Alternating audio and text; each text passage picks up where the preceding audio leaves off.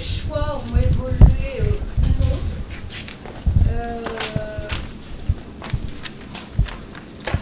Vous avez à plusieurs reprises dans la matinée parlé de non-méthode autour de cet acte de la collecte. Est-ce que vous pouvez préciser comment vous y êtes pris? Ce n'est pas parce que la méthode ne relève pas de quelque chose de précisé sur un plan académique qu'il n'y a pas de méthode. Le fait est que vous avez collecté, vous aviez des sources, vous avez engrangé quantité de traces, et je serais tentée de dire que sans aucune méthode ou sans aucun savoir-faire développé consciemment ou pas, ça n'aurait pas fonctionné s'il n'y avait pas eu un savoir-faire qui s'était mis en place dans la démarche. Peut-être également préciser, mais ça vous l'avez déjà fait pour plusieurs d'entre vous ce matin, le matériel utilisé pour procéder à cette enquête. Si vous éprouvez le besoin de préciser d'autres aspects, bien évidemment, vous n'hésitez pas. Sur un plan méthodologique, pour le cours en ce qui me concerne, je vous propose de faire un tour de table inversé, comme ça ce ne sera pas toujours les premiers qui seront les premiers. Donc, on va reprendre...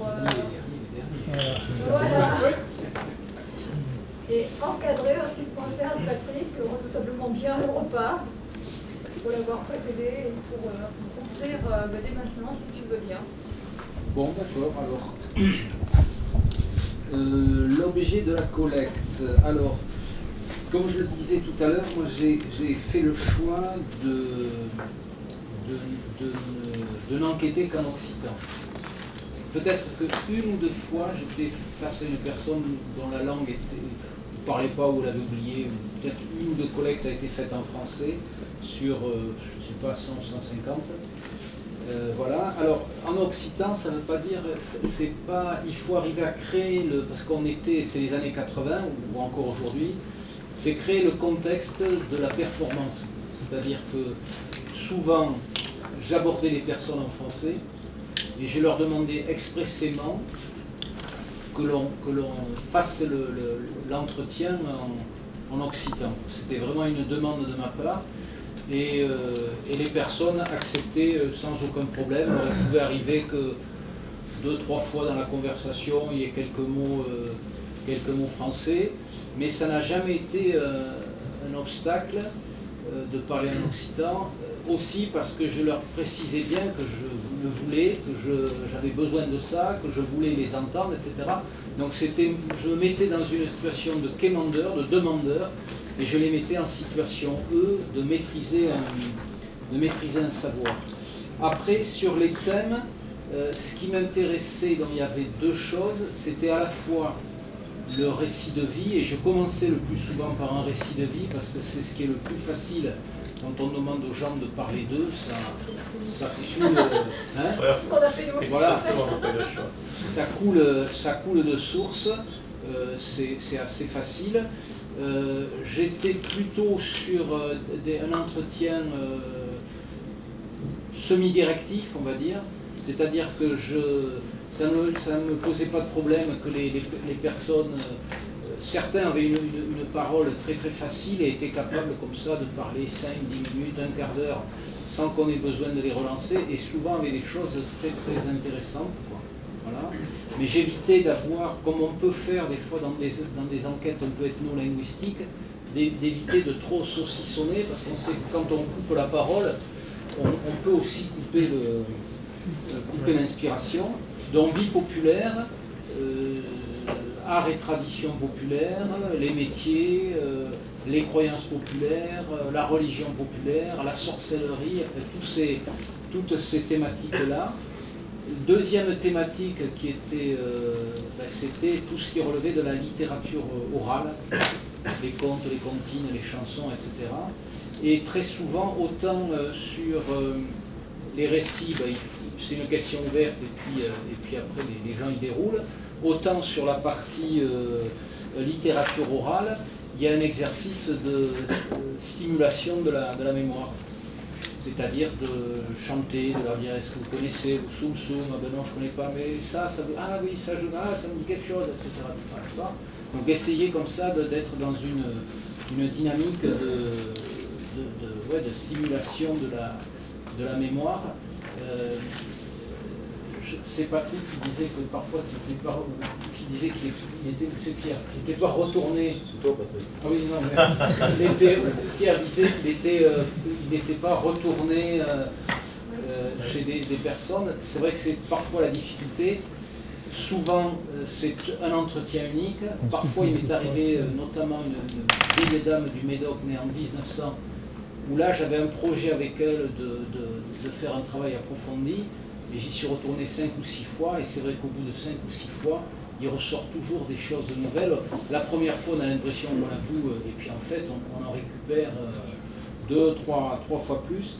Donc ça peut être intéressant aussi, comme ça, sur la durée. La question de la sélection, pour moi, elle se faisait sur le plan linguistique, c'est-à-dire que mon choix était de n'enregistrer que des gens qui parlaient l'occitan. C'était un choix pleinement assumé, c'est-à-dire ce qui m'intéressait, c'était recueillir de la matière linguistique, quoi. Dans les années 80, c'était posait pas de problème, et encore aujourd'hui, dans les années 2000, là, récemment, là, j'ai fait des enquêtes avec des personnes nées dans les années 30, qui étaient vraisemblablement des locutrices, qui étaient des locutrices naturelles, mais qui n'avaient plus l'occasion de parler. C'est des personnes que je connais depuis 30 ans, que j'avais jamais entendu parler l'occitan. Et là, de les mettre dans cette situation-là, bon, elles ont eu du mal et j'ai eu du mal. C'est-à-dire que régulièrement, il faut essayer de les ramener un peu à l'occitan, etc. Donc c'est un choix, c'est un vrai choix de ma part d'être sur du contenu en occitan. Et puis, bien évidemment, à l'occasion, quand je tombe sur des musiciens, ben c'est autour de la musique, les faire jouer, notamment les joueurs d'accordéon. J'ai beaucoup enregistré des joueurs d'accordéon.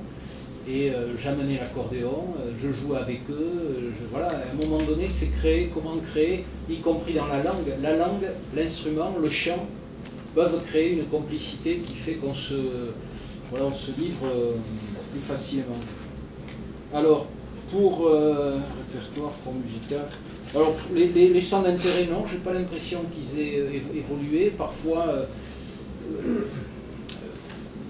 je pointais certaines choses, mais je suis sur un registre assez large. Par contre, par exemple, je n'ai jamais enquêté sur la danse. Sur la technique de la danse. J'ai enquêté sur qu'est-ce qu'ils dansaient, comment ça se passait pour aller au bal, qui les amenait, etc., etc. Mais jamais, par exemple, sur la technique de la danse, tout comme je n'ai jamais enquêté sur des choses très techniques. C'est-à-dire que le gémage ne m'intéressait pas en tant que technique de gémage, mais m'intéressait en tant que pratique sociale, en tant que rapport de domination entre le métayer et le propriétaire, ces choses-là. Mais en tant que technique, je ne comprends rien à la technique, même en français. Donc c'est vraiment un truc qui ne m'intéresse pas. Alors la méthodologie, je voyais que ça faisait beaucoup rire quand je parlais de stratégie de pénétration, etc. Mais ce qui est un terme qui est employé en ethnologie. Donc j'avais en fait quand j'étais sur les collèges, c'était effectivement utiliser les enfants pour me permettre d'accéder au milieu familial et aux locuteurs. Par exemple, autour de l'accordéon, je ne l'ai pas signalé tout à l'heure, mais moi j'habite à Uzès et je suis arrivé à Uzès dans les années 80. Il y avait Luz Piñadas, le fait de jouer avec eux, le fait de vivre à Uzès, de développer des relations de proximité. Je suis allé avec eux à Venise, je suis allé avec eux dans plein d'endroits, j'allais manger chez eux, etc. Donc là j'étais dans une volonté presque de collectage, de copinage. Enfin, c'était des gens avec qui j'étais extrêmement lié. Donc il y avait toujours les situations d'enquête, et puis j'avais toujours un stylo à la main, s'il y a un mot, s'il y a un truc qui me disait. Mais je dois dire que c'est quand même à 99,9%, c'est dans les situations d'enquête que j'ai recueilli le plus de matière linguistique. Je disais, quand j'avais été boursier du ministère de la Culture, là je m'étais retrouvé sur une zone que je ne connaissais pas, Et comme toujours, il suffit d'avoir un nom qui connaît quelqu'un, et puis après on tire le fil, quoi, voilà. Il m'est arrivé aussi dans la méthodologie, alors pas surtout, mais d'être dans ce qu'on appelle une observation participante, c'est-à-dire d'assister à des... Par exemple, je parlais de ce rituel sur lequel j'avais écrit un article, j'avais travaillé. Dans le Bazadais, dans les années 80, j'ai rencontré une famille dans laquelle le rituel était encore le soir de Noël, où on faisait le tour du champ, qui était un rituel de protection des récoltes. Eh bien, j'ai assisté à ce rituel, où j'avais aussi travaillé sur de la sociolinguistique, c'est-à-dire l'usage des deux langues, par exemple, où là, j'avais fait tout un travail autour d'un repas de tuailles de cochon, voir comment se distribuer la parole dans les langues. Donc c'est en fait être là, rien noter, rien enregistrer, mais tout noter dans sa tête et analyser. Si je peux me permettre, Patrick, pour autant, c'est pas ça la participation observante. Enfin, pour moi, c'est pas juste le fait d'y être, c'est le fait de... Ah ben non, mais d'y être et de participer. Bien sûr que j'ai tué le cochon, j'ai mangé, j'ai tout ça. J'ai tout ça, oui, j'ai tout ça. Mais c'est une observation ou participante ou très impliquée, c'est-à-dire dans des familles que je connais, que je peux aider à faire... voilà, enfin, ou l'accordéon, jouer avec les musiciens, voilà, on est dans cette logique-là, de façon à faciliter la parole, quoi. Voilà, après le réseau d'informateurs dans les premiers mois, les années de la collègue, voilà, il faut en trouver un, et puis on lui demander s'il connaît quelqu'un, et puis où il a son frère, où il a son copain, où il a ceci, puis arriver en disant, se recommander de... Voilà, les choses s'enchaînent. Et puis après, les enregistrements, les instruments de la recherche, donc c'est un peu ce que je disais tout à l'heure. Les années 80, c'est exclusivement le magnétophone, le son. J'ai pas le réflexe à l'époque de récupérer les photos, y compris, parce qu'aujourd'hui, on récupère des photos, on a le scan à la maison, on fait le scan, on amène le scan chez la personne, c'est très simple, quoi. Ou même les photos, moi je me souviens dans les années 80, enfin je veux dire, tout le travail que j'ai fait dans les années 80 était purement associatif, enfin purement individuel, pas associatif, individuel. Donc je me payais le magnétophone, je me payais les cassettes, et les photos dans les années 80, on comptait combien on faisait des photos, quoi. On ne s'amusait pas aujourd'hui comme avec le numérique, on peut faire 200 photos à la minute et puis c'est réglé, qu'on a plein de choses, quoi. Donc je faisais en fait relativement peu de photos et je n'avais pas le réflexe de récupérer des photos et de dire je vais les faire tirer, y compris pour des questions de coût. À l'occasion, je récupérais, quand ça m'a été possible, des carnets, des notes, des choses comme ça. Et puis après... les années 2000-2010, c'est là où je me suis davantage intéressé, c'est vrai de l'accordéon, mais c'est vrai des cartes postales, par exemple, depuis 15 ans, j'ai un gros travail de recherche de cartes postales qui sont parfois, il y a une iconographie intéressante. Et aujourd'hui, donc avec le scan, avec tout ça, on peut avoir toutes ces choses-là. Ce que je disais aussi, le travail que je n'avais pas fait dans les années 80, je l'ai fait autour de l'accordéon, en faisant plein de photos de vieux instruments qui étaient restés dans les familles et qui étaient plus joués, retrouver des photos, retrouver toutes ces choses-là. Les enregistrements vidéo, le film, ça aussi c'est une chose nouvelle. Aujourd'hui, c'est très facile d'avoir des appareils comme celui-ci, de filmer, de mettre ça sur son ordinateur. Enfin, c'est des choses très facile à faire par rapport à ce qui se faisait, ce qui ne pouvait pas se faire avant. Et puis évidemment aussi essayer de récupérer des documents écrits en occitan qui peuvent être tout type de documents, des textes de poèmes, de souvenirs, de récits X et Y.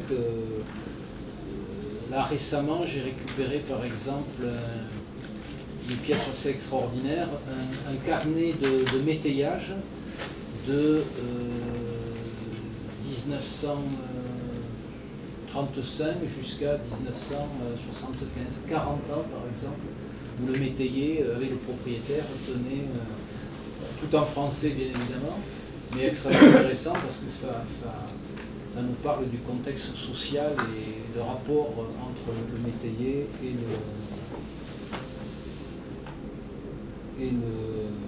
le métayer et le propriétaire, voilà. Et puis sur les films, donc je vous ai parlé des trois premiers, là, et là j'ai un film qui est fini sur un métayer du Geste, qui va passer en juin, la première projection en juin. J'ai un film en cours sur Michel Chadeuil, qui est un écrivain de Dordogne, vous connaissez bien, voilà. Voilà. Et alors, par rapport au collectage documentaire, c'est essayer de faire que, à la fois c'est du collectage et à la fois c'est du documentaire. C'est-à-dire que le produit final doit être un documentaire qui se regarde comme un documentaire.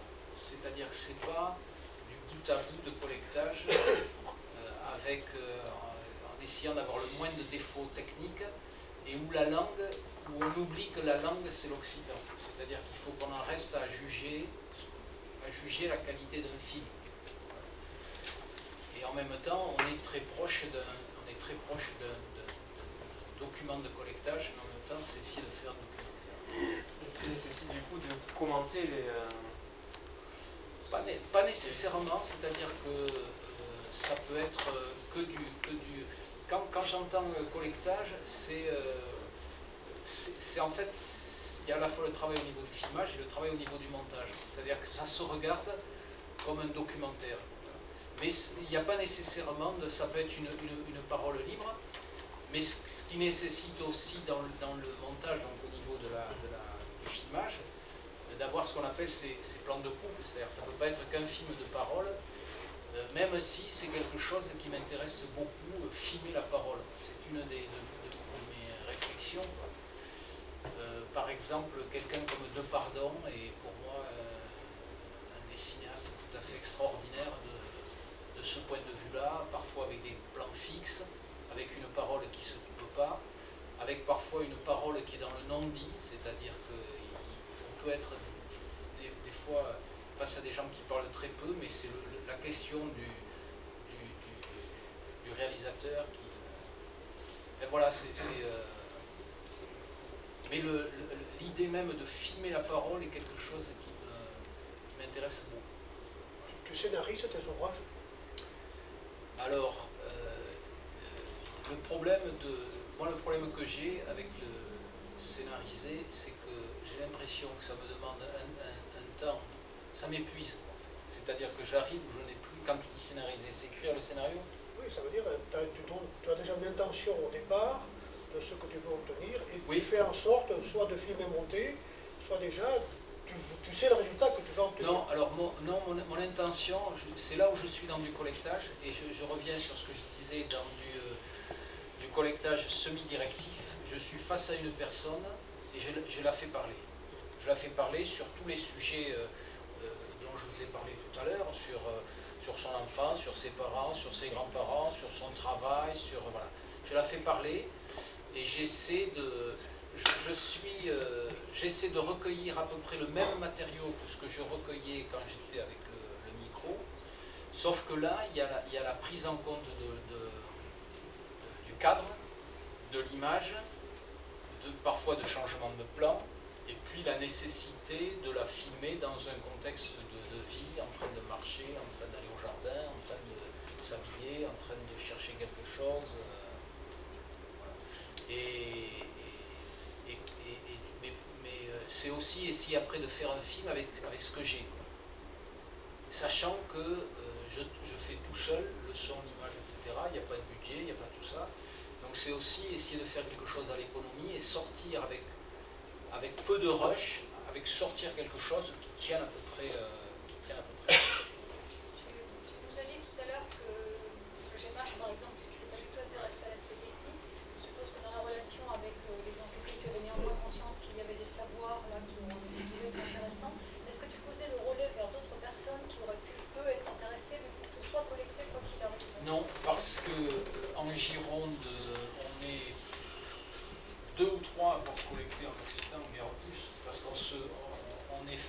face à la paupérisation du collectage ici dans ce département.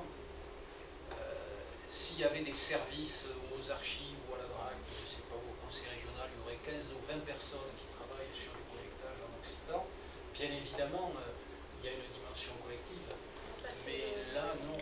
Nombre de collecteurs. Ah ben bien oui, bien entendu.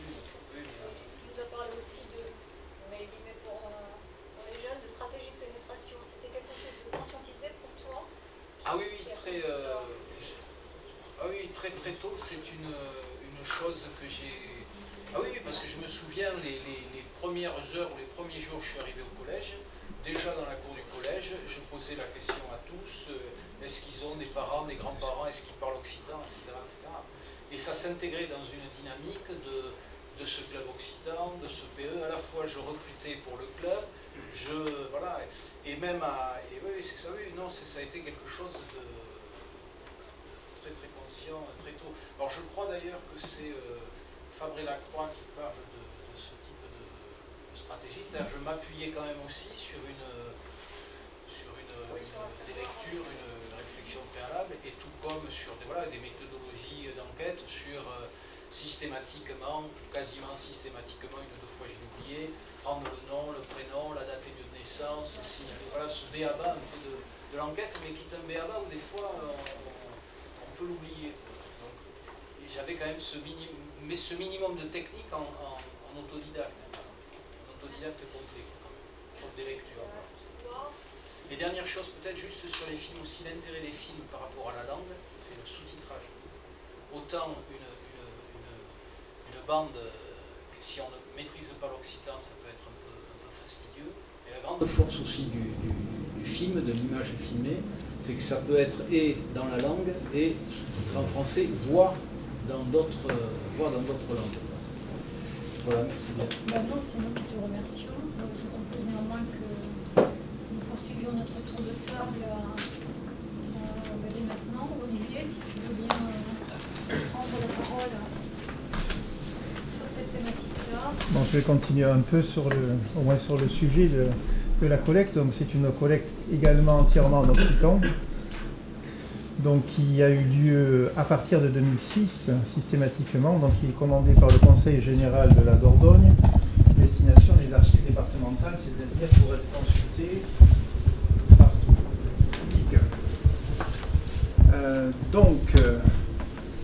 Là c'est une collecte de masse, donc suivant la technique Bedel, puisque nous avions fait une formation et qui avait fait ça dans l'Aveyron dans les années 80. Et donc nous n'avons pas forcément collecter des informations aussi riches que lui, puisque ce n'était pas la même génération. Voilà. Donc il y a aussi toute la tradition de ce qu'on appelle la littérature orale, donc le chant, les comptines, etc. Donc au niveau musique, évidemment, c'est assez difficile, parce que on n'a pas forcément... Alors donc au niveau, je reviens par rapport aux questions, le profil des témoins, en fait, c'est une enquête qui est officielle. Donc il y a un courrier qui est envoyé au niveau des cantons, donc le conseiller général, puisque c'est une décision politique, ce qui est très important. Et donc le maire est averti, et on demande simplement, il y a une période qui est arrêtée, donc évidemment si les personnes ne sont pas disponibles au moment où on passe dans la commune en question, et donc il y a deux rencontres, une première où on rencontre les locuteurs à la mairie, général, donc c'est le maire qui s'en occupe, pas forcément lui directement, mais c'est lui qui est contacté, par courrier et par téléphone, pour bien expliquer l'importance. Après, bon, les réceptions sont diverses, mais il y a très peu d'endroits où il n'y avait personne. Et donc on demande simplement de repérer des locuteurs en occitan.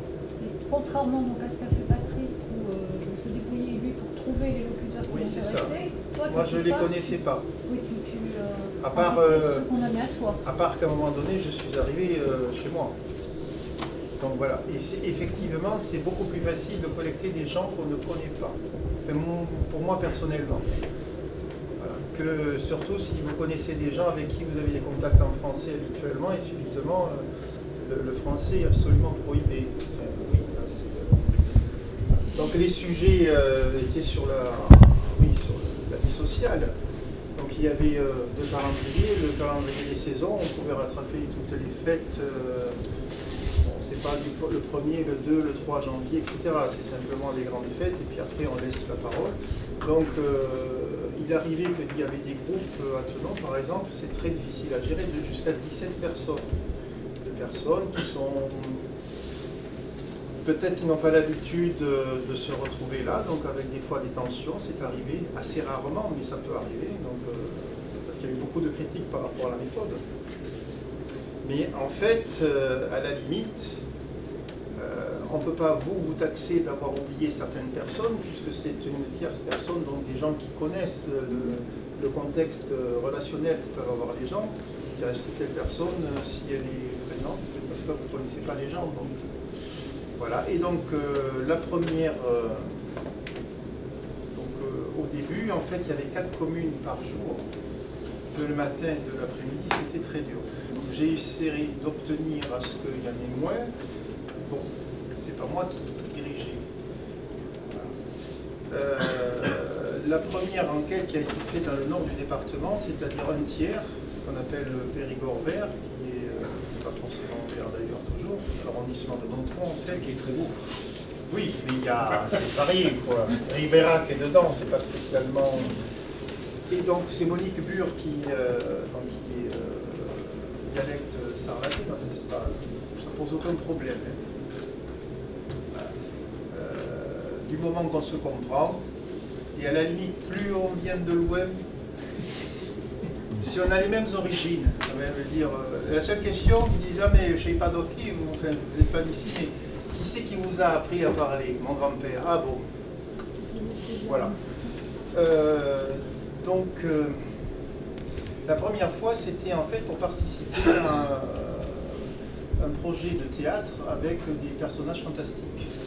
Et donc, c'est le parc donc, qui est étendu à l'espace Périgord vert. Donc, c'est une opération de l'Europe.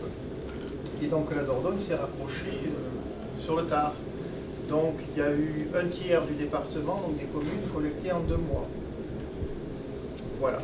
Et donc par contre, là, c'était uniquement sur le fantastique. De façon à trouver des matières à mettre ça en scène. Et après, comme ça avait éveillé quand même certaines choses, donc on a poursuivi, en fait, il y a une décision de poursuivre l'enquête, mais plus tranquillement. 4 communes par jour, 5 jours par semaine.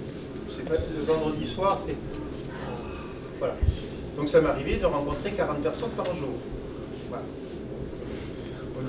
Mais on est bien, après on oublie le français complètement. Voilà. Et donc les questions, en fait moi je posais des questions suivant une grille et je voyais comment réagissaient les personnes. Et donc on essaie de repérer à qui on peut poser telle question. En tout cas donc on va éviter de reposer les mêmes questions aux mêmes personnes si on a la même réponse. Alors le fait de rencontrer les gens ensemble, il y a quand même un avantage, c'est que ça permet de réveiller les souvenirs. Si vous ne rencontrez qu'une personne et que vous abordez un sujet qu'il n'a pas vu depuis 60 ans, je sais pas, et puis voilà, puis vous avez l'impression qu'il ne sait rien, on passe au sujet suivant. Et s'il y a 6 personnes qui disent « Ah, ma grande-maman il aime faire là », comme ça là, « Ah mais oui, au fait j'en ai entendu parler de ça là ».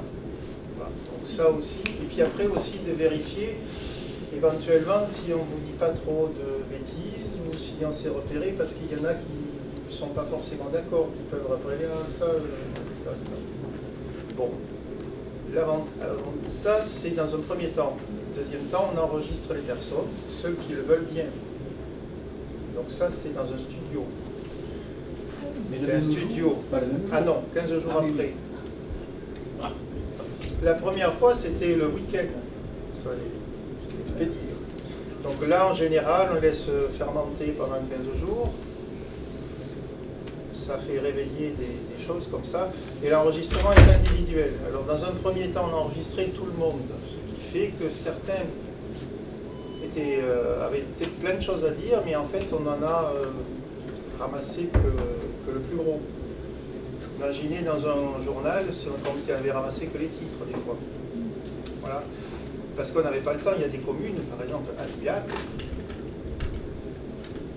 Aurillac, il y avait presque toute la commune, c'était l'enfer. Ils étaient très contents, ça chantait, donc il doit y avoir des interférences sur les enregistrements. Hein. Voilà. Il y avait 15 personnes à l'après-midi. Mais après, si vous voulez, dans le sud, en fait, quand on a changé, il y avait plus le temps passe et moins vous avez de locuteurs. Et ensuite, même si vous avez des locuteurs, la mémoire a disparu. C'est-à-dire, c'est pas parce que les gens savent parler couramment qu'ils ont forcément un souvenir de cette culture-là. Voilà. Mais un souvenir de quoi? Ils ont toujours un souvenir de leur propre vie. Oui, tout à fait ça. Et par rapport à l'enquête qui était demandée, ici il y a un carnet. Si c'est une commande officielle, vous êtes obligé de suivre. C'est-à-dire que, par exemple, est-ce que j'ai le temps de donner juste un exemple rapide dans la Doule, par exemple, où, je ne vais pas dire, quasiment tout le monde parlait occitan encore. Donc il y avait le père, la mère et puis le fils qui était agriculteur. Et donc il parlait tout le temps occitan. Mais la mère avait réponse à toutes les questions. Et le fils me dit, mais tu m'as jamais parlé de ça. Ça, c'était intéressant de remarquer finalement que la mémoire n'a pas été transmise, même lorsqu'elle était connue. Voilà. Après, moi, ça ne me gênait pas de parler de leur vie. Mais en fait, il y a une commande ici, officielle. On n'a plus accès à la mémoire ancienne. Moi, j'ai entendu quand même, on m'a dit, mais oui, mais on achète les bandes, donc on ne va pas filmer tout. C'est intéressant vos deux témoignages qui s'enchaînent, parce qu'on est sur des façons d'avoir approché cette notion de collecte qui sont presque. Parce que derrière, il y a un énorme travail, d'ailleurs, c'est pas fini, c'est-à-dire qu'il faut que cette collecte soit utilisable au niveau des archives. Donc, ce n'est pas les archives qui font le travail directement. Il faut trouver des gens qui soient assez costauds en Occident et qui acceptent d'être payés en minimum, parce qu'entre les gens qui ont oublié leur dentier, leur appareil qui ne fonctionnait pas ce jour-là et qui ont une locution particulière, voilà, et puis vous changez sans arrêt de personnes. Voilà. Et le cadre reste toujours le même. Le cadre. Le cadre. Ah oui. Voilà, c'est ça. Il y a un drap où il y a. C'est ça, oui. Après, normalement, on a mis ça ce qu'a fait Bedel après, c'est-à-dire qu'une fois que vous avez. Pour moi, c'est un brouillon. C'est-à-dire que vous mettez les gens en situation d'être collectés et il y en a qui réagissent de façon très intéressante. Ça leur déclenche quelque chose et vous pouvez aller tous les jours aller les voir. Ils sont demandeurs. Ceci dit, il n'y avait pas l'équipe derrière. Enfin, il n'y a pas. Même s'il y avait une volonté initiale, ça ne s'est pas fait. Sur un plan personnel, Et personnellement, moi, je ne suis pas technicien. Donc, en fait, vous ne pouvez pas, surtout quand il y a du monde, vous ne pouvez pas maintenir le dialogue, essayer de... Parce que c'est assez improvisé, les questions, quand s'ils n'ont pas de réponse sur la grille, ils ont quelque chose à dire. De toute façon, s'ils sont là, c'est qu'ils ont décidé de venir. Voilà. Donc, déjà, il faut leur expliquer pourquoi ils sont là, parce que souvent, le maire a téléphoné la veille. Peut-être tu parles pas toi, tu n'as qu'à venir demain à la mairie. Il y aura à boire. Oh. Donc après, il y a déjà il pourquoi ils sont là, que c'est important, donc toujours les réponses, oui, ça n'intéresse pas les jeunes.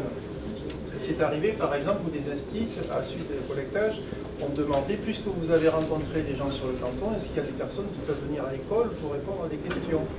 Donc vous avez forcément vu des gens qui ont des tas de comptines, des tas d'anecdotes, en fait, c'est pas forcément les plus à l'aise, en fait, les jeunes.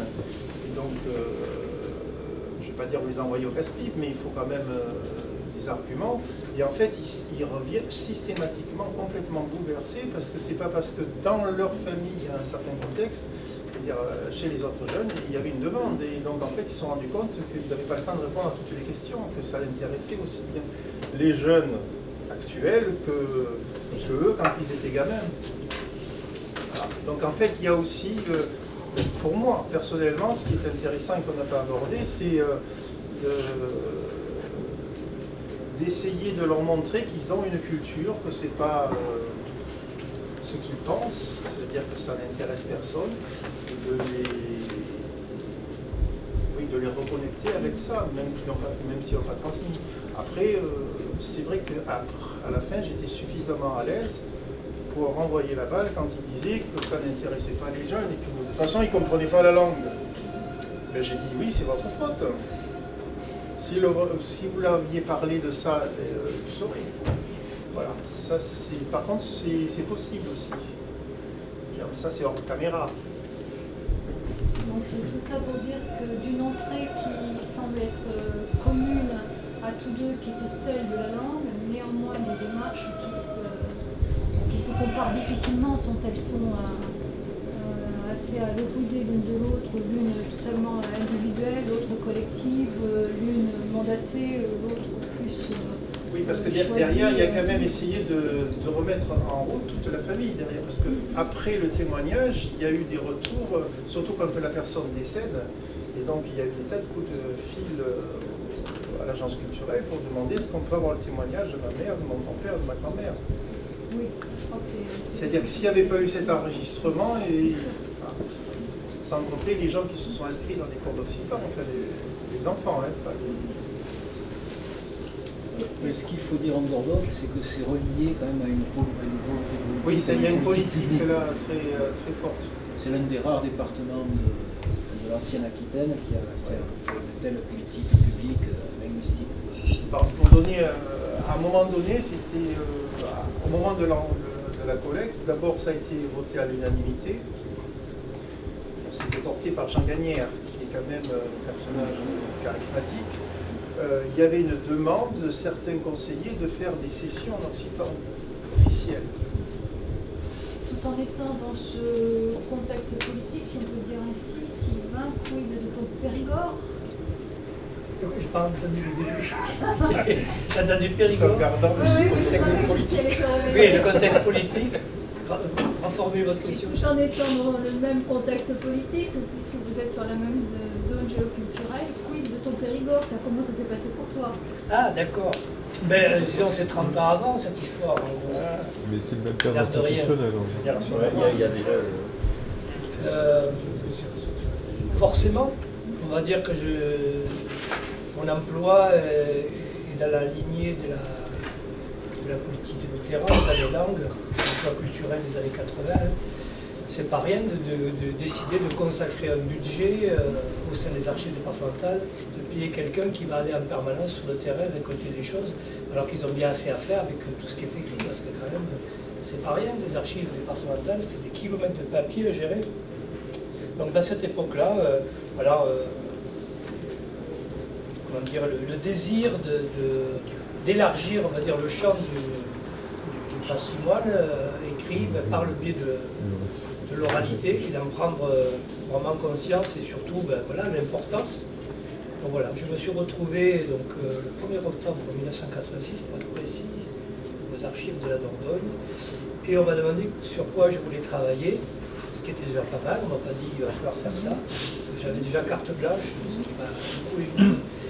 Et donc j'ai dit, comme l'année précédente j'étais encore à la délégation à la musique, donc ce qu'on appelle la DAB 24, je l'ai rappelé ce matin, par le biais d'une exposition qu'on avait montée à la MJC de Ribérac, une exposition sur la musique, j'avais rencontré Jean Roux, dans l'homonyme, qui est décédé il y a quelques temps d'ailleurs, et qui m'avait parlé de la famille de ce fameux éditeur de musique qu'on croyait facteur d'instruments de musique parce qu'on avait retrouvé des instruments au nom d'Élie Dupérat.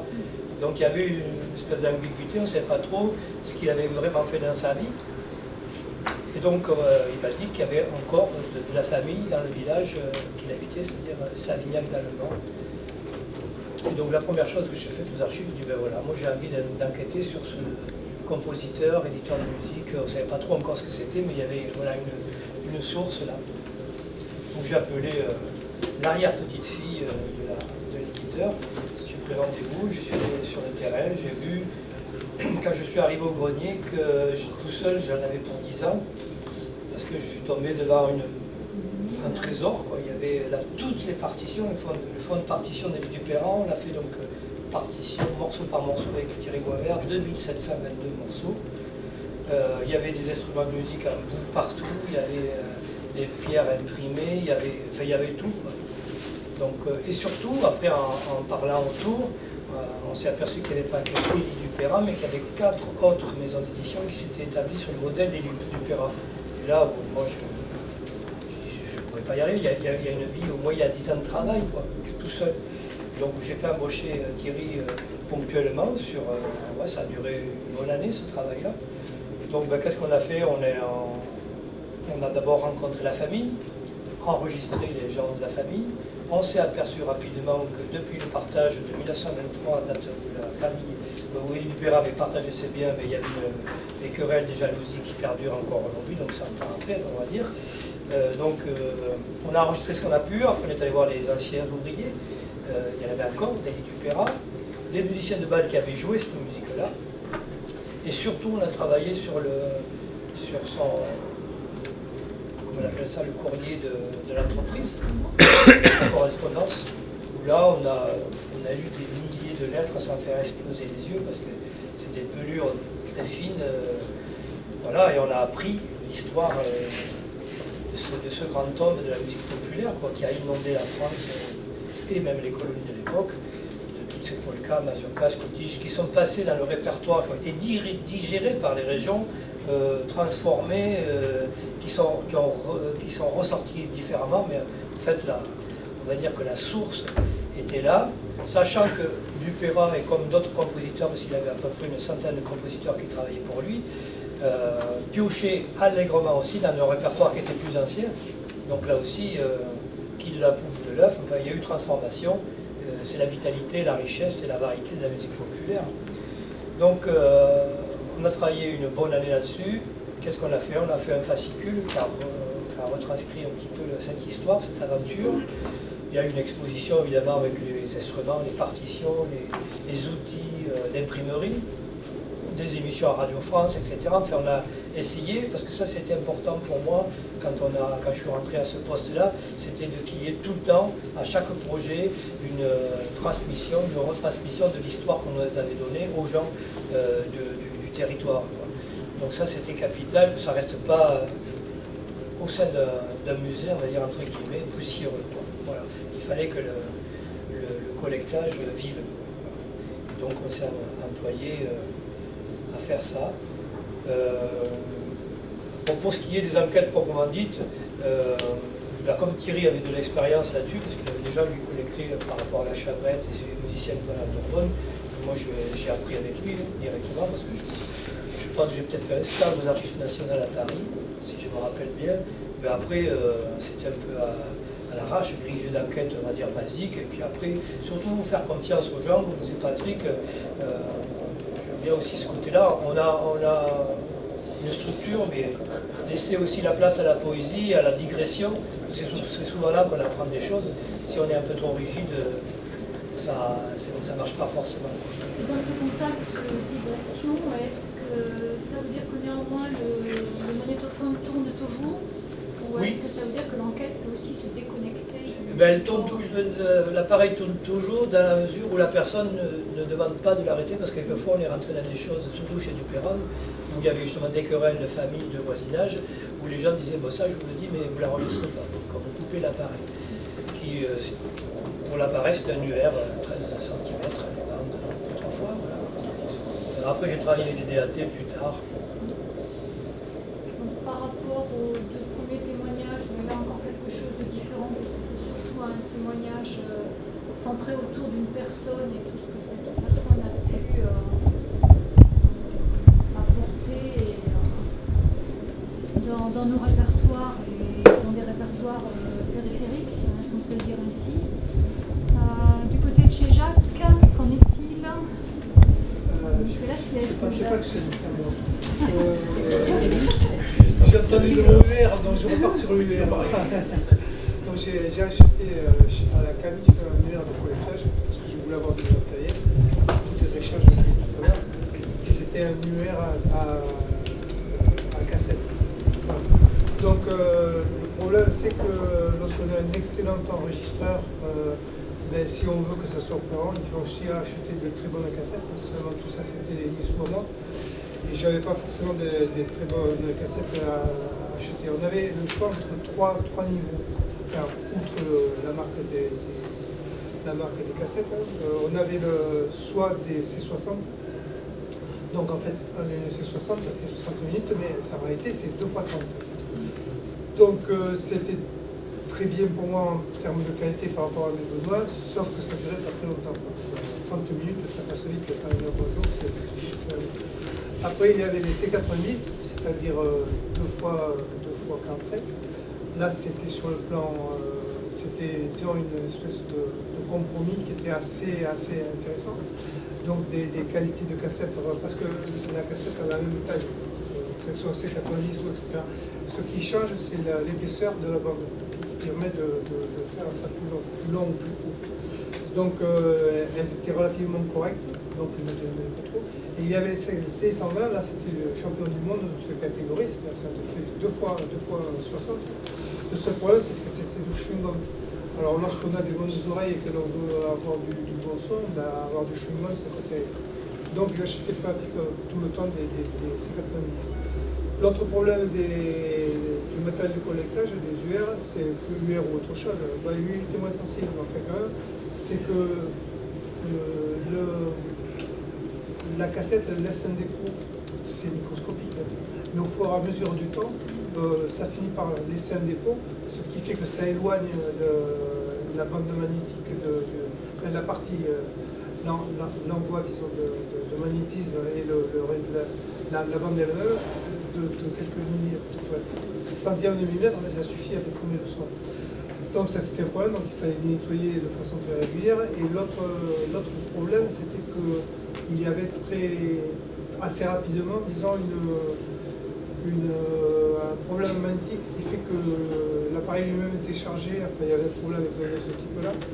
Et au début je ne le savais pas, et j'ai collecté déjà, quand j'allais à la maison pour vérifier, ça fait je me pose la question de ce que ça venait simplement de ça. Donc j'ai acheté le matériel après pour démagnétiser l'appareil lui-même, ça marchait très bien. Donc je regrettais beaucoup après tout ce que j'avais fait. Oui, au point, oui, ça c'est sûr. Ouais, oui, mais ce qu'on avait perdu, on l'avait perdu, hein, c'était pareil. Voilà, donc après au point de vue photo, j'ai acheté un Minolta 500, qui a pour le souvenir, qui était un excellent appareil de photo de l'époque. Donc j'avais vraiment du bon matériel, mais que je me payais moins, bien entendu.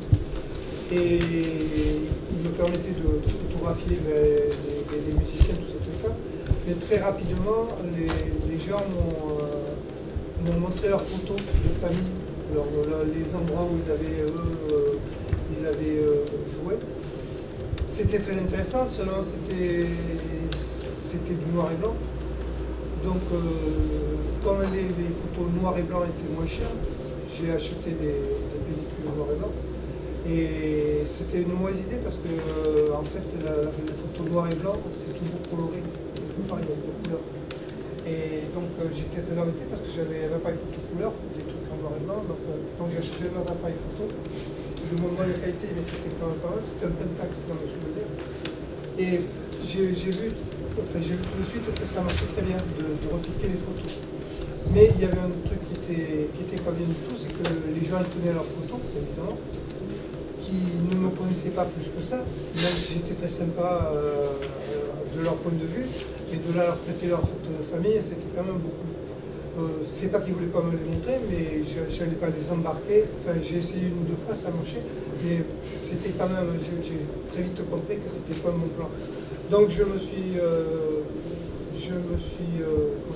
construit une mallette de collectage pour les photos que j'ai encore et qui marchait très bien avec un système de tirette qui permettait de faire des visiopoints super bien. Et donc j'ai pas mal de photos comme ça, j'en ai pas mal, plus que pas mal, j'en ai pas mal qui m'ont permis de photographier parce que là les gens ils avaient confiance. À la mesure où je leur disais mais il n'y a pas de problème, dans votre jardin là je vous fais les photos, ça les gênait pas du tout. Ce que je n'avais pas réalisé, c'est qu'après il fallait faire le tirage, et que pour le tirage je dépendais des gens qui allaient me renvoyer les photos tirées. Et là j'ai eu des très mauvaises surprises très souvent parce que je n'avais pas les moyens vraiment de faire ça. Donc j'ai en général les négatifs qui sont de bonne qualité, mais les tirages qui sont assez bon, pour ce qui est des carnets, je n'ai jamais utilisé de carnet parce que oui c'est ça comme je veux dire, c'est rigolo. Il y avait le problème de tourner la cassette. Bon, c'est là où vous devriez normalement rigoler, moi c'est pas ça. Donc, c'est quand même. Donc il fallait tourner la cassette. Donc je passais une partie de mon temps. Au début, ça allait, j'étais très cool. Mais au bout d'un certain temps, je surveillais vaguement ma montre et puis je regardais un peu où on en était. Alors là, ça devenait. Alors quand je dirais quand il jouait, c'était le moment où il jouait, et puis je regardais, je me disais, bon allez, vite, il termine. Et puis bon, alors, des fois il terminait au bon moment, donc là je tournais tout de suite. Donc j'ai des cassettes la plupart du temps où tu as le début de la face B qui ne donne rien du tout. En fait, c'est parce que j'ai tourné la cassette que voilà, donc il faut attendre un petit peu que ça reparte. Voilà, et par contre, pour éviter donc le problème, parce que celui que je collectais, il continuait, il était parti dans son truc, il ne regardait pas les problèmes de cassette. Donc il fallait arriver à détourner l'attention. Donc à ne pas lui trouver le fil, très très important, mais détourner l'attention. Donc c'était du style, mais je vous ennuie pas trop là maintenant, là ça fait des moments qu'on parle, on n'était pas trop fatigué, tout ça, puis pendant ce temps-là, je trouvais la cassette et je redémarrais, etc. C'était assez folklorique là. Vous n'imaginez pas la chance que vous avez du super bon matériel aujourd'hui. En même temps, si vous avez du super bon matériel, mais les collectés sont tous morts. Donc ça, c'est comme ça. Voilà. Le collectage, comment j'ai collecté oui, enfin, juste avant, disons, la relation collectée, c'était très rapidement, j'entrais dans l'intimité involontairement, c'était ma personnalité, ma façon de fonctionner. Je fonctionnais comme eux, ils le savaient, ils le sentaient très bien, même si je ne parlais pas la langue. Ils sentaient bien qu'on était quand même dans la même famille, entre guillemets. Donc j'étais une espèce de petit-fils ou le petit-fils du voisin, ou un truc comme ça. Au bout de 10 minutes, j'avais ce statut par rapport au collectif, donc ça marchait très bien. Voilà, la notion de transmission, la façon dont ça fonctionnait, ben, tout à fait. Le premier que j'ai collecté, c'était grâce à la faute de Guy Bertrand, j'ai largement parlé, qui devient très célèbre. Donc il m'a amené voir un certain Luluc qui avait été de Bazas et qui avait comme particularité d'avoir appartenu au groupe des Basadés de Bazas. Qui jouait du FIFE. Louz des Bazas, et qui avait la particularité de jouer du FIFE. Donc j'avais amené mon numéro tout neuf, qui marchait très bien, mais je n'osais pas le sortir. Donc j'avais fait sortir un petit peu le micro, et puis j'avais lancé le truc, et le gars il ne comprenait pas, parce que normalement, j'étais censé venir l'enregistrer, il ne voyait pas d'enregistreur, donc il avait un souci. Donc ça a été assez catastrophique. Donc j'ai raté quelque chose de très important pour Louz des Bazas, et surtout pour le témoignage qu'il allait me donner par rapport au dernier joueur de cornemuse des Landes de Verson. Voilà, donc bon, ça m'a permis de réfléchir un petit peu à ce que je faisais et pourquoi, parce qu'en fait, le Bazadais, c'était pour moi un petit peu la terre inconnue, c'est comme si j'allais collecter chez les amis du... Non, non, carrément chez les Basques, ça me faisait un peu ça. C'est le Bazadais, c'est pas les petites langues, c'est notre monde, c'est presque Bordeaux, quoi. Pour moi, c'est presque Bordeaux. Donc je me suis mis à me réintéresser aux petites langues et à chez moi. Donc au début, j'ai été voir des gens, c'était facile là, j'étais le petit-fils de Chitasi. Donc là c'est très bien parce que je n'avais pas à me présenter, ils me connaissaient. Donc là j'ai collecté. Alors les collecteurs que j'ai été voir, c'est quasi exclusivement pour des notions de répertoire. Donc j'allais voir uniquement les musiciens. Voilà, ça c'est une précision. Mon intérêt par rapport à la langue était tout à fait nul puisque je n'étais pas locuteur, donc je ne pouvais pas parler. Je comprenais aux trois quarts, mais pas plus, ni plus. Donc voilà. Donc je cherchais finalement à voir des musiciens.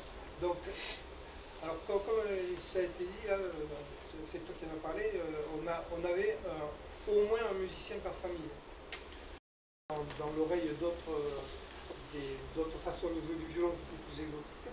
Et les violons corréziens nous apportaient de ce coup de nouvelles oreilles en se disant « Ah mais en France on trouvait ça. Alors est-ce qu'on trouve ça aussi chez nous ?» Voilà, c'était la grande question. Et moi ma grande innovation c'est que je ne trouvais pas ça chez nous. J'entendais. Et après j'ai fait toute une typologie, enfin à force d'enquêter, j'ai trouvé suffisamment de musiciens pour faire une typologie et comprendre en fait comment ça fonctionnait, notamment pour le violon. C'est-à-dire en fait il y a eu, alors vu l'âge, et c'est là où je me suis arrêté, c'était un problème d'âge de souvenir, mais celui des enquêtés. Quand j'arrive dans les années 80, les enquêtés sont nés en 1900. Donc ils n'ont pu commencer à jouer que vers la vingtaine, c'est l'après-guerre. Et le répertoire d'après-guerre, c'est déjà autre chose sur le plan musical au violon. Voilà. Donc je me souviens, dans la typologie, c'est en gros les violonneux qui ont pu, les 2 ou 3 violonneux qui ont pu garder à peu près le style ancien, le vrai style ancien, et qui est très exotique et très différent de ce qu'on a l'habitude d'entendre en Gascogne. Ensuite, il y a les musiciens, juste après, qui ont joué après-guerre et qui se sont laissés polluer par les techniques de jeu. Donc là, on arrive à des musiciens qui essaient de monter un petit peu, de faire du joli son. Alors que les anciens, ils ne cherchaient pas à faire du joli son, ils cherchaient à être efficaces sur la cadence. Le critère total, c'était la cadence. Et ensuite, on arrive à des gens qui vont prendre des cours à la ville, des cours de musique à la ville, avec des violonistes classiques, qui leur disent surtout jouez pas comme ça, il faut faire comme ci, comme ça, branler les manches, etc. Et qui polluent complètement la technique de jeu des anciens musiciens des campagnes. Par contre, ils savent très bien jouer les airs des campagnes, ils savent très bien jouer les rondeaux, mais de toute façon, les rondeaux ne sont presque plus à la mode dans ces années 50. C'est le répertoire a changé, et après ça change complètement. C'est la musique liée, etc.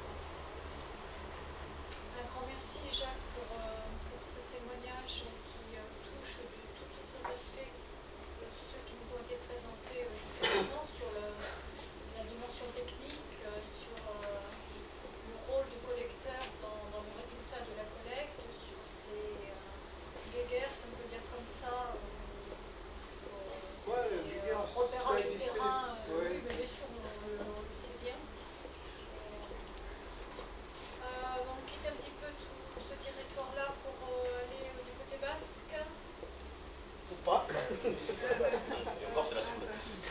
Il y a encore le centre sous le terre. C'est peut-être moi. J'avais le droit à la Dordogne au Périgord, vous avez quoi à faire maintenant? C'est vivant. Tu veux bien marcher ou pas? Ah, si on fait l'ordre inverse, c'est moi en premier. D'accord, bon alors très bien. Non, j'y vais. Alors, c'est sensible dans notre territoire. Oui, j'ai compris. Donc, pour nous, l'objet de la collecte était le chant traditionnel a cappella, dans une zone où il faut connaître la configuration. Le département des Pyrénées-Atlantiques, il est bicéphale. C'est-à-dire qu'à l'est, on est Béarnais, et à l'ouest, on est basque. Donc, le côté basque commence la jonction entre les territoires à 50 km grosso modo de Bayonne. Mais il se trouve que dans ce territoire basque, il y a une longue bande, le long de la Dour, on l'a expliqué ce matin, qui est de culture gasconne. Donc nous sommes dans une zone de contact avec le Pays basque, ce qui a produit pendant beaucoup de générations des gens qui étaient trilingues, qui passaient très facilement du français au basque, du basque au gascon, etc. Et ceux qui avaient eu le malheur de passer un certain temps en Allemagne, eh bien, ils revenaient en maîtrisant l'allemand. Ce qui aujourd'hui est une mécanique qu'on essaie de conseiller auprès des classes bilingues, de voir comment, quand on possède deux langues, comment il est facile d'introduire une quatrième. Nous avions plein de gens qui passaient justement du français au gascon, au basque, à l'allemand, avec un confort évident. À l'oral, bien entendu, je n'ai pas sûr qu'à l'écrit, ils sauraient maîtriser cela.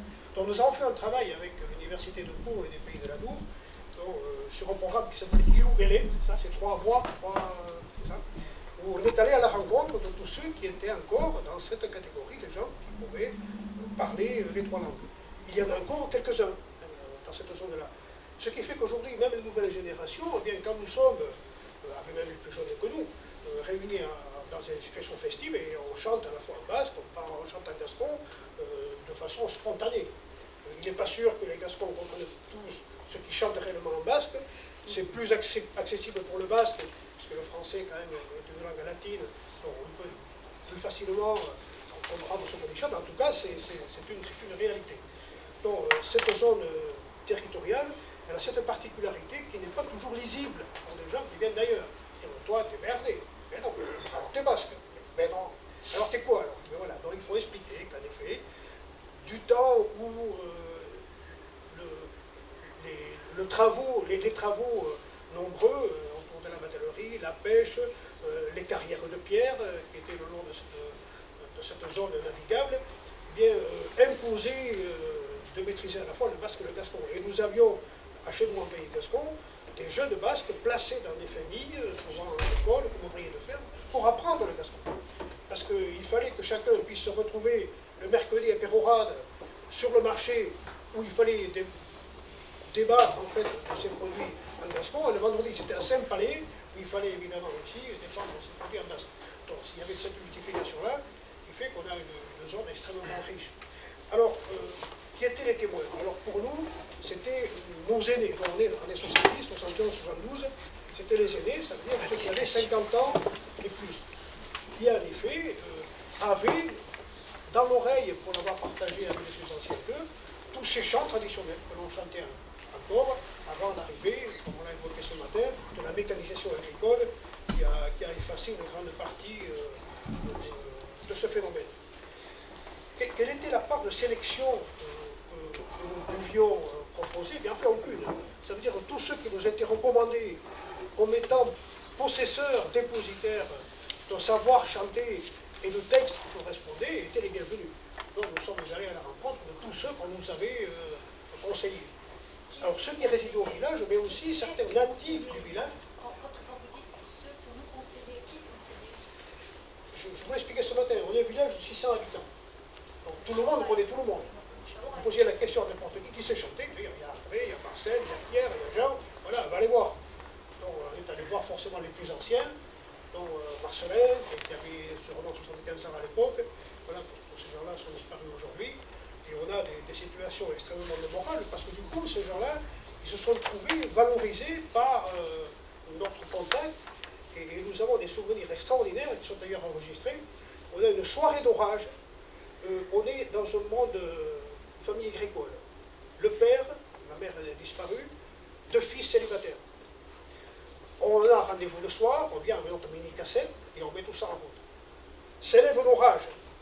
Et quand nous sommes arrivés voir l'ancien, Marcelin, il est en train de laver ses pieds dans l'eau de la vaisselle. Dans la bassiette d'eau de la vaisselle. Un orage se lève et ses fils se lèvent et vont, on entendrait le bétail meugler, l'orage tourner, le chien aboyer. Et Marcelin, les pieds dans sa bassine, chantait comme si de rien n'était. Il était dans son monde à lui. C'était des scènes extraordinaires. On n'a pas fait d'image de ça, parce qu'on n'était pas à l'époque ni dans la réaction, il fallait mettre en image, on était dans le collectage de ce que ce groupe, dont je vous ai expliqué la formation ce matin, avait besoin. Ça veut dire du chant et surtout des manières de chanter très particulières. Alors évidemment, je vous ai dit aussi qu'il n'y avait pas de musiciens chez nous, d'aucune sorte. Les Béarnais étaient surtout des danseurs et aussi des musiciens. On était dans une sorte de contact avec le Béarn, mais il y avait très peu de pénétration. Très peu de pénétration avec ce que pratiquaient les autres. Juste une question. Comment vous vous nommez? Vous. Il y a les Basques, il y a les Béarnais, et vous êtes quoi? Nous sommes Gaston. D'accord. Comme toi? Non, mais d'accord, non, mais les Béarnais sont aussi les Gascons. Il y a un mot pour définir ça. Ah oui, alors là, ce sont... Il y a un mot pour ça. Pardon? Il y a un mot qui définit ça. C'est les charnègues. Aujourd'hui, on valorise des expressions, des qualificatifs qui étaient autrefois destinés à ceux qu'on voulait exclure de la communauté.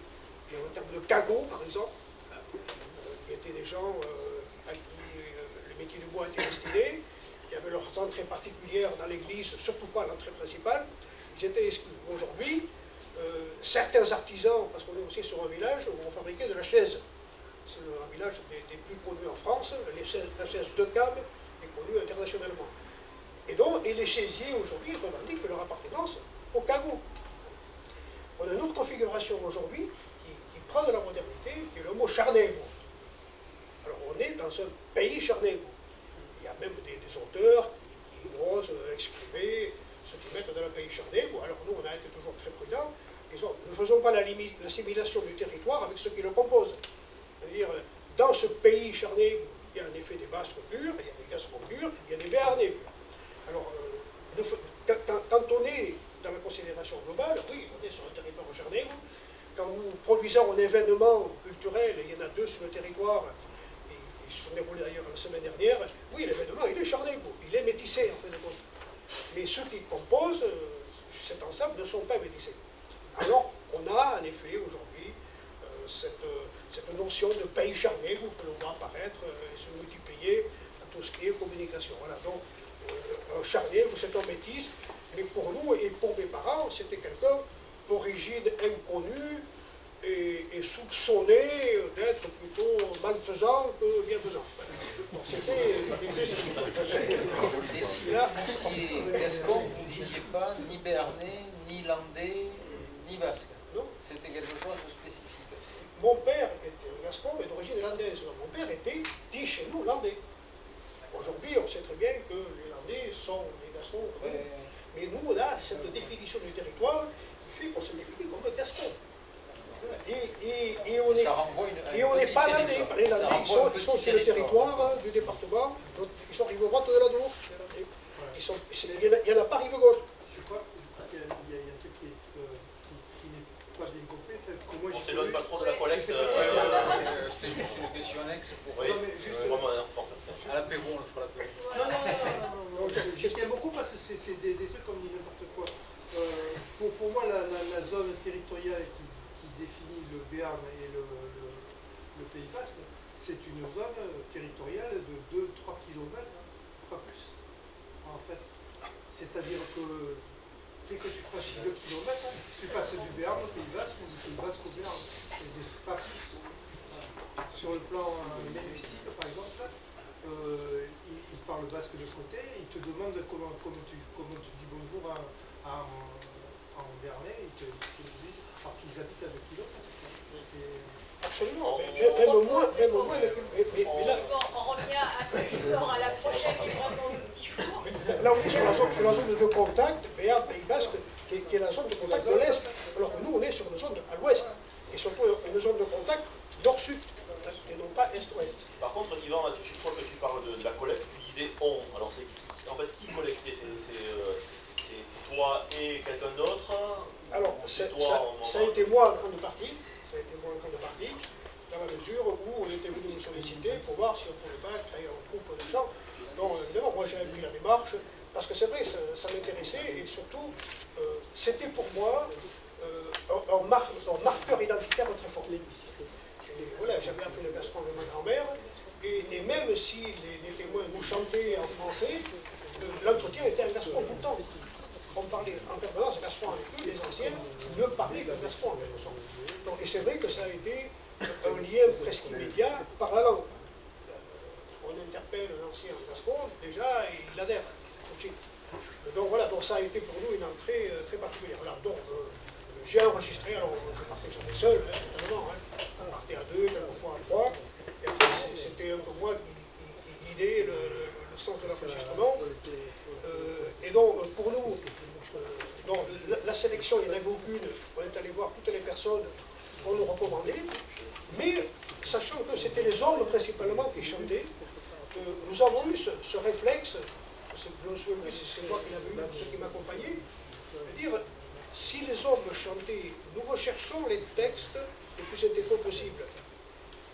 Les femmes, elles, préparaient le repas, le servaient, et passaient toute la nuit avec ces chants dans leur tête, dans leur oreille.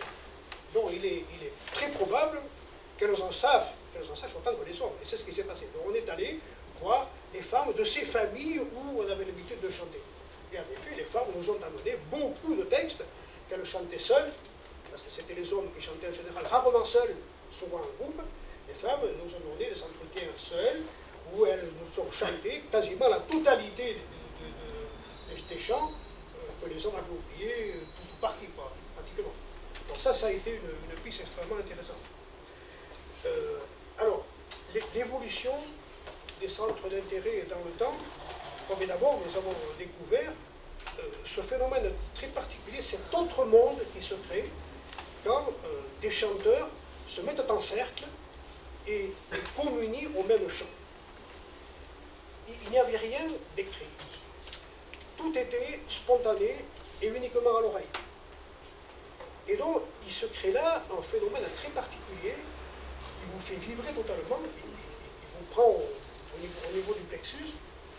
Et c'est quelque chose qu'on ne peut pas comprendre si on ne s'y est pas un jour introduit. Et le but suprême d'un groupe qui chante, c'est d'entendre une voix que personne ne fait. Et une voix bizarre. Mais c'est qu'il a fait personne. Donc c'est la résultante de l'harmonie parfaite de celles des voix qui sont produites. Alors ça s'appelle la buse dos anges, la buse do bundio, la voix de Dieu, la voix des âmes, etc. Ce que Bernard Jacob appelle la quintina, ou du chansard. Oui, c'est possible. Oui. Et ça, c'est quelque chose qui vous fait monter en vibration, parce que là, on sait qu'on est parfait. Parce que cette voix de s'entend, que c'est l'harmonie du chant qui est produit, est parfaite. Et puis, il y avait aussi, vous vous souvenez peut-être, dans certaines familles, dans un bistrot, en tout cas chez nous, il y avait des cuivres qui étaient pendus au mur, là, des cuivres qui servaient de chaufferie, etc. Quand les cuivres vibraient à l'unisson du chant.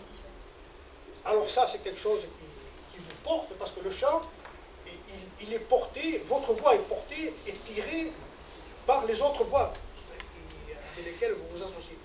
Et ça, c'est un phénomène très très fort, et qui du coup, on devient accro à ce chant. On devient accro.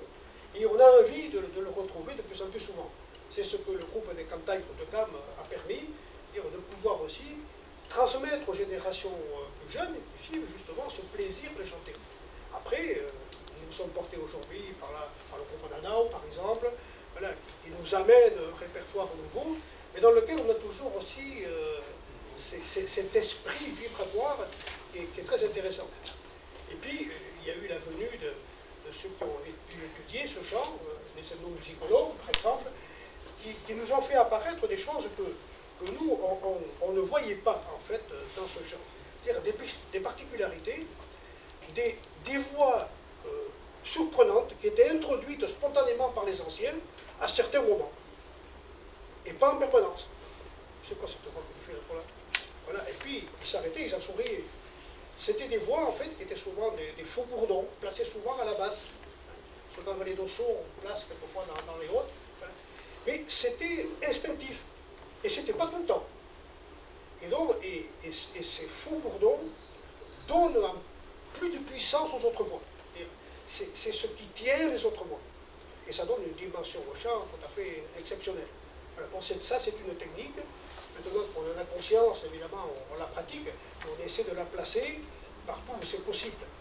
Mais encore une fois, comme c'est une voix que l'on place de façon extinctive, voilà, c'est sur le ressenti. Je la mets, je ne la mets pas, tout dépend aussi du nombre de bouteilles qu'on a décanillées au cours de la soirée. Voilà, on ose monter un peu en puissance. Un collectage donc très centré sur le chant. Uniquement sur le chant. Uniquement sur le chant. Alors, la méthodologie de terrain, d'autres questions sur ce plan-là Comment dire, matériaux d'enregistrement, magnétophone. D'accord, voilà, oui, c'est ce que j'allais dire. Hein. Alors, donc, le réseau d'informateurs s'est placé, s'est positionné assez rapidement, et il est certain qu'après, on avait l'utilisation de mini-cassettes, puis après, quand même, quand le groupe s'est structuré, a commencé à faire des soirées, on a pu acheter un Sony, toujours à cassette, mais de bien meilleure qualité, et surtout on a pu acquérir des micros de très bonne qualité, ce qui nous a permis d'avoir des enregistrements un peu plus corrects et un peu plus exploitables aujourd'hui. Alors il est certain qu'aujourd'hui ce chant, et surtout par les caractères qui ont été révélés, est devenu, c'est vrai, un marqueur identitaire très fort du village. Mais même, pas forcément sur le territoire, mais du village, oui. Et aujourd'hui, les Cantaires de Cam, bon voilà, c'est une fierté dont tous les villageois se sont appropriés un peu la dimension. Donc ça, c'est un plus. Pardon. Alors, tu as parlé tu as parlé de l'enregistreur, je sais que tu es un adepte des cahiers dans ta profession. Est-ce que tu as accompagné de notes écrites? Alors, on nous a remis en effet beaucoup de cahiers. Mais ces cahiers, des cahiers de chant, que certains, par exemple, ont écrit pendant la guerre, mais on avait dans ces cahiers beaucoup de chants du début du XXe, et peu en fait de chants purement traditionnels. Alors, pourquoi ces chants-là n'étaient pas écrits? peut-être qu'ils étaient considérés comme étant acquis par ceux qui les possédaient. Il n'y avait pas la nécessité de les écrire. En tout cas, on a beaucoup de cahiers de chants écrits, mais en face, il y a un peu de partition. C'est des paroles, évidemment. Voilà, il y a uniquement que des paroles et il n'y a plus de partition. Et tu en faisais quoi? Tu les numérisais, tu reconstituais les originaux? Alors, on a numérisé le parti, mais on a, enfin pour nous, on a très vite vu que ça ne correspondait pas du tout à ce qu'on voulait nous sauvegarder et valoriser après.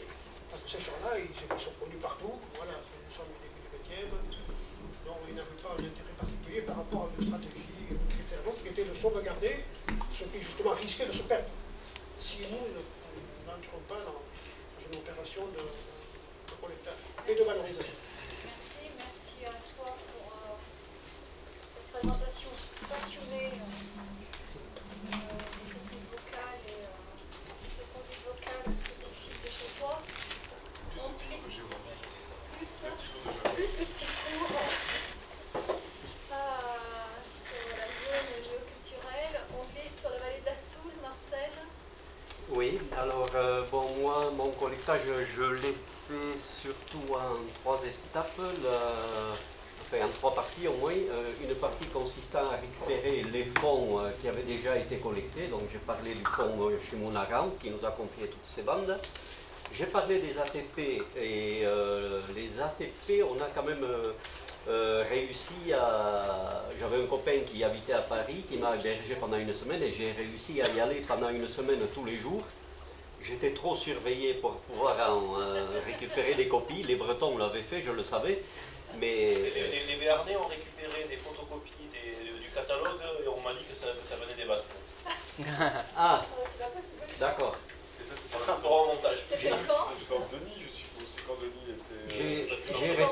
J'ai répertorié tout ce qu'il y avait pendant une semaine. Ça n'a pas été inutile parce que quand je suis allé voir les descendants, quand il y en avait encore, les descendants des gens qui avaient été enregistrés, qui ont demandé à ceux qu'on leur livre une copie. Et là, bon, on avait une complicité interne aussi. Denis Laborde, vous le connaissez, voilà. Et qui nous a beaucoup aidé, on a pu avoir, c'est les familles qui avaient les copies puis qui nous transmettaient les copies. Bon, donc, maintenant, je crois que tout ce fonds est au moins à l'Institut culturel basque et peut-être même aux archives, à l'antenne basque des archives départementales, je pense. Les familles avaient eu des copies des enregistrements par les ATP? Oui. C'est rarissime. De leurs propres, des propres membres de leur famille. Hein. Mais c'est les ATP qui étaient venus les enregistrer? Oui, c'est Claudie Marcel Dubois et... Qui leur avait donné une copie à l'époque? Non. Ah, bon. C'est moi qui suis... par exemple, il y en avait un qui s'appelait Chahoun de la Gage. Je connaissais bien son fils, j'avais été au lycée avec lui, Félix Laxag. Et il a écrit une lettre aux ATP, il a eu la copie. Mais c'est Denis Laborde qui nous a beaucoup aidé à ça. Il était en un stage là, je crois, où... Il a passé une dizaine d'années. Oui. D'abord avec elle, et puis ensuite... Voilà. Donc ça n'a pas du tout été inutile le travail que j'ai fait. Et la troisième chose, c'est le collectage direct, c'est-à-dire d'aller voir les gens pour leur demander de chanter. Et là, je me suis heurté à un obstacle auquel je ne m'attendais pas vraiment. C'est la pudeur du Souletais, qui est prompt à... oui, vous rigolez, mais c'est pas rigolo quand on le fait. Ils sont prompts à chanter au bistrot ou quand ils font la fête. Mais quand on va les voir comme ça et qu'on leur demande de chanter, c'est beaucoup plus délicat. Et je me suis heurté à beaucoup de refus. Les seuls qui ont accepté, bon, ils étaient très intéressants, c'est les gens qui avaient déjà fait de la scène, qui avaient déjà participé à des concours de chant quand ils étaient jeunes. Et ceux-là, ils avaient l'habitude de chanter en public. Et alors, j'ai procédé autrement. Je me suis fait accompagner d'un ami qui avait été chanteur, un ami de Saint-Angras, qui avait 70 ans et qui se plaisait beaucoup avec nous, et qui m'a amené voir ces anciens chanteurs. Et en sa compagnie, j'ai réussi quand même à faire pas mal d'enregistrements, de chants et puis d'autres choses aussi, parce que je prenais évidemment je mettais mon magnétophone en route et je ne faisais aucun tri. Et ce qui fait que j'ai de très belles histoires de contrebande à Saint-Angras, beaucoup de choses comme ça. Et puis, qu'est-ce que je voulais dire? Oui, les fonds qu'on connaissait, à ces fonds se sont ajoutés des fonds que les gens nous ont directement apportés quand ils ont su qu'on faisait cette démarche. Bon, c'était des fonds techniquement moins intéressants parce qu'ils avaient été enregistrés dans les années 60 sur cassette et la qualité s'en ressentait, mais c'était quand même des témoignages. Et puis, la troisième partie, c'est, il y avait encore à l'époque, dans les années 90, beaucoup de concerts, beaucoup de cantaldi, comme on dit chez nous, et j'ai fait des enregistrements de ces concerts, etc. Ce qui fait qu'au total, il y a, je sais pas, au moins 500 heures d'enregistrement si on compte tout. Parallèlement à ça, on a travaillé avec l'IUT informatique de Bayonne, avec une équipe de l'IUT informatique de Bayonne, parce que notre projet c'était collectage, archivage, transmission du champ sous le temps. Et sur l'archivage, on a travaillé avec des étudiants de l'IUT de Bayonne. Le but étant de pouvoir archiver informatiquement tout ce collectage. Bon, c'était les balbutiements de l'informatique. Le CD-ROM était en train de paraître à l'époque. Donc c'était pas... Donc années 80 Années 80 90. 90. Et l'IUT de Bayonne était même en contact avec France Télécom parce qu'on était en train de penser à un système de consultation à distance du fonds d'archivage qu'on avait.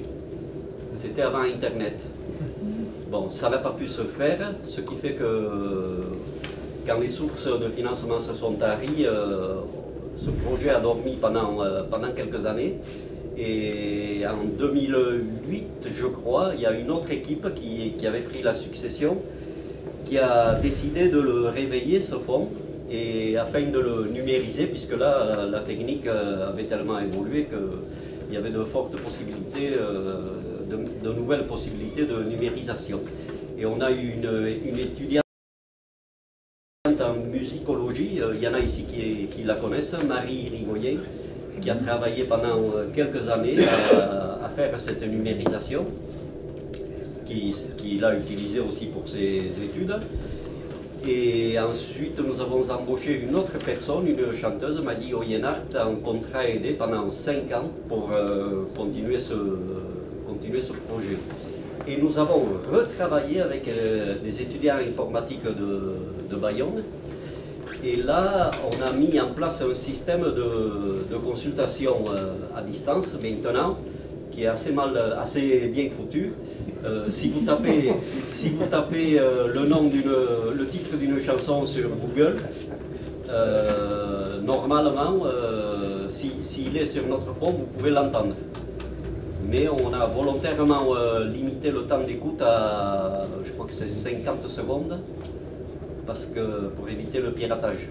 Parce qu'on a eu de mauvaises surprises aussi avec ça. C'est-à-dire, en fait, si on fait une recherche, vous tombez directement sur un lecteur? Tu mets le titre de la chanson, ouais. Et normalement, si on l'a, tu auras sur Google, le moteur de recherche va te trouver fond sonore Je suis assis, et en cliquant dessus, tu pourras écouter le chant, mais 50 secondes seulement. Et j'ai vérifié plusieurs fois et ça marche très bien. On nous dit qu'on devrait mettre les chants en entier. Nous, on veut d'abord l'exploiter un peu mieux nous-mêmes avant de pouvoir le mettre. Voilà. Et on est en contact avec la maison d'édition Elcar. On va faire un double CD l'année prochaine avec les meilleurs enregistrements des années 60 et aussi avec des enregistrements plus contemporains. Et le tout accompagné d'un livret sur la biographie des chanteurs. Et enfin, c'est un gros projet qu'on est en train de travailler maintenant. On s'était engagé aussi, l'équipe qui a redémarré en 2008 a obtenu des financements. elle s'était engagée à mettre ses archives à la disposition des archives départementales, enfin de l'antenne de Bayonne. Et là, on s'est heurté à un problème parce que tout notre archivage a été fait sur le logiciel FileMaker Pro. Et le logiciel des archives départementales, c'est ArcGer, c'est ça? Et c'est des logiciels incompatibles. Et donc, on s'est heurté à un gros problème là. On a dû, bon, je passe les étapes très compliquées, on a dû payer une informaticienne pour qu'elle puisse transférer ces fichiers sur Excel, et d'Excel, je crois qu'après ils peuvent les récupérer sur ArcGer. Et là, l'informaticienne vient de livrer son travail et on attend la réponse des archives de Bayonne. Voilà en gros. Il y aurait beaucoup de questions suite à ce genre de témoignage, déjà sur, enfin en tout cas moi qui m'interpellerais sur la notion des titres des chansons, qu'est-ce que vous considérez comme titre, sur ces notions d'utilisation par d'autres avant le collecteur. Bon, je crois qu'on n'a pas le temps, mais on voit bien que ces questions de collectage peuvent soulever